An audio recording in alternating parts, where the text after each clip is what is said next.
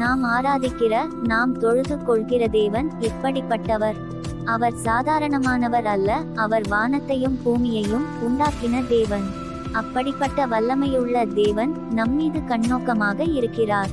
அவர் வானத்தையும் பூமியையும் உண்டாக்கினவர் என்பது பற்றியும், அவரிடமிருந்து நமக்கு ஒத்தாசையும் சகாயமும் ஆசீர்வாதமும் கிடைக்கும் என்பதை பற்றிய வேத வசனங்களை பார்க்கலாம். ஆதியிலே தேவன் வானத்தையும் பூமியையும் சிருஷ்டித்தார். ஆதியாகமம் 1:1. கர்த்தர் 6 நாளைக்குள்ளே வானத்தையும் பூமியையும் சமுத்திரத்தையும் அவைகளிலுள்ள எல்லாவற்றையும் உண்டாக்கி 7ஆம் நாளிலே ஓய்ந்திருந்தார்.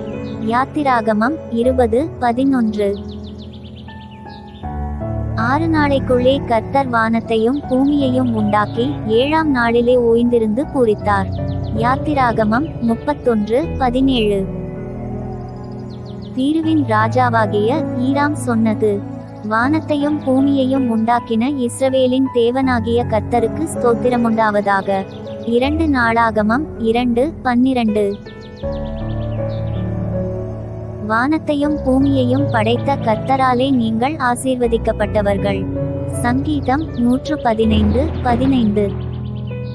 பேதுருவும் யோவானும் அவனை சேர்ந்தவர்களும் தேவனை நோக்கி சத்தமிட்டு, கர்த்தாவே, நீர் வானத்தையும் பூமியையும் சமுத்திரத்தையும் அவைகளிலுள்ள யாவற்றையும் உண்டாக்கின தேவனாயிருக்கிறீர். அப்போஸ்தலர் 4:24. வானத்தையும் பூமியையும் உண்டாக்கின கர்த்தரிடத்திலிருந்து எனக்கு ஒத்தாசை வரும். சங்கீதம் 121:2. நம்முடைய சகாயம் வானத்தையும் பூமியையும் உண்டாக்கின கர்த்தருடைய நாமத்தில் உள்ளது. சங்கீதம் 124:8. வானத்தையும் பூமியையும் உண்டாக்கின கர்த்தர் சீயோனிலிருந்து உன்னை ஆசீர்வதிப்பாராக. சங்கீதம் 134:3. அவர் வானத்தையும் பூமியையும் சமுத்திரத்தையும் அவைகளிலுள்ள யாவையும் உண்டாக்கினவர். சங்கீதம் 146:6. தேவரீர் உம்முடைய மகா பலத்தினாலும் நீட்டப்பட்ட உம்முடைய புயத்தினாலும் வானத்தையும் பூமியையும் உண்டாக்கினீர். எரேமியா 32:17.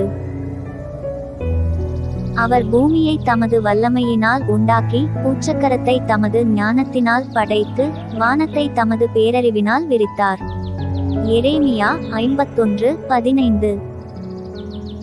பவுலும் பர்னபாவும், மனுஷரே, ஏன் இப்படி செய்கிறீர்கள்? நாங்களும் உங்களைப் போல பாடுள்ள மனுஷர்தானே.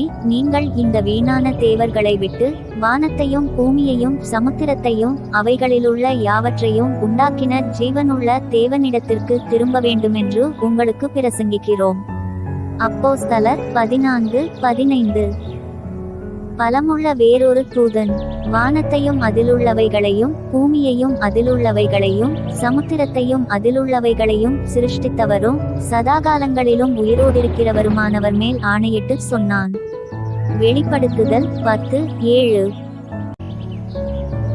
வேறொரு தூதன் மிகுந்த சத்தமிட்டு, தேவனுக்கு பயந்து அவரை மகிமைப்படுத்துங்கள், அவர் நியாய தீர்ப்பு கொடுக்கும் வேளை வந்தது, வானத்தையும் பூமியையும் சமுத்திரத்தையும் நீரூற்றுகளையும் உண்டாக்கினவரையே தொழுது கொள்ளுங்கள் என்று கூறினான்.